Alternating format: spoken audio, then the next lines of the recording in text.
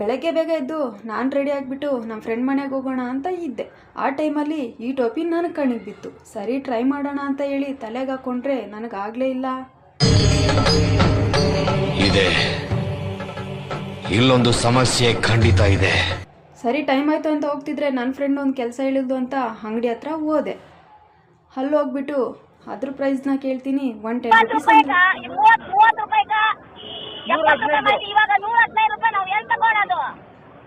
ಅವ್ರ ಮನೆಗೆ ಹೋದ್ಮೇಲೆ ದೇವ್ರಿಗೊಂದು ನಮಸ್ಕಾರ ಮಾಡಿಕೊಂಡು ಟಿಫನ್ ಮಾಡೋಣ ಅಂತ ಇದ್ದೆ. ಚಿತ್ರಾನ್ನ ಟಿಫನ್ ತಿಂದ್ಮೇಲೆ ಏನು ಮಾಡೋದು ಅಂತ ಹೇಳಿ ಕ್ಲಿಪ್ಸ್ಗೆಲ್ಲ ಪೇಂಟ್ ಮಾಡ್ತಿದ್ದೆ. ನಮ್ಮಲ್ಲಿರೋ ಕಲಾವಿದ ಬರೀ ಇಂಥದೆಯಾ. ಸರಿ ನಮ್ಮಮ್ಮ ವಾಶ್ ಮಾಡಿರೋ ಬಟ್ಟೆ ಎತ್ಕೊಂಡು ಒಣಗಾಕೋಣ ಅಂತ ಹೋದ್ರೆ ಅದನ್ನ ಈ ರೇಂಜ್ಗೆ ಒಣಗಾಕಿದ್ದೆ.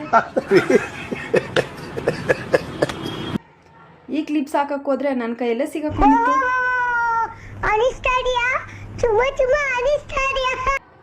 ಸಡನ್ ಆಗಿ ಸೂರ್ಯನ್ ನೋಡ್ಬಿಟ್ಟು ಸರಿ ಕೆಳಗಡೆ ಹೋಗ್ಬಿಟ್ಟು ನಮ್ಮ ಚಿಕ್ಕಮ್ಮ ಕಾಲ್ ಮಾಡಿದ್ದಾರೆ ಅಂತ ನಮ್ಮ ಚಿಕ್ಕಮ್ಮ ಜೊತೆ ಕಾಲ್ ಮಾತಾಡ್ತಾ ಇರ್ಬೇಕಾದ್ರೆ ನನ್ಗನ್ಸಿದ್ದು ಹಿಂಗೆ,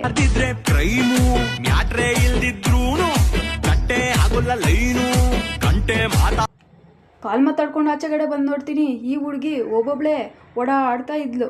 ಯಾಕಂದ್ರೆ ಅವ್ರ ಫ್ರೆಂಡ್ಸ್ ಯಾರು ಇಲ್ವಂತ. ಆಯ್ತು, ಆಮೇಲೆ ಸರಿ ಆಯ್ತು ಮಳೆ ಬರೋ ಥರ ಇದೆ ಅಂತ ಹೇಳಿ ಬಟ್ಟೆ ಎತ್ಕೊಂಡು ಮನೆ ಒಳಗಡೆ ಬಂದೆ. ಇಷ್ಟು ಹೇಳಕ್ಕೆ ಇಷ್ಟಪಡ್ತೀನಿ. ಓಕೆ ಫ್ರೆಂಡ್, ಬಾಯ್.